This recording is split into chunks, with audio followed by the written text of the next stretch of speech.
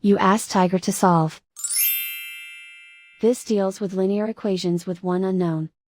The final result is f equals -40. Let's solve it step by step. Isolate the f. Multiply both sides by 10. Group like terms. Multiply the coefficients. Simplify the arithmetic.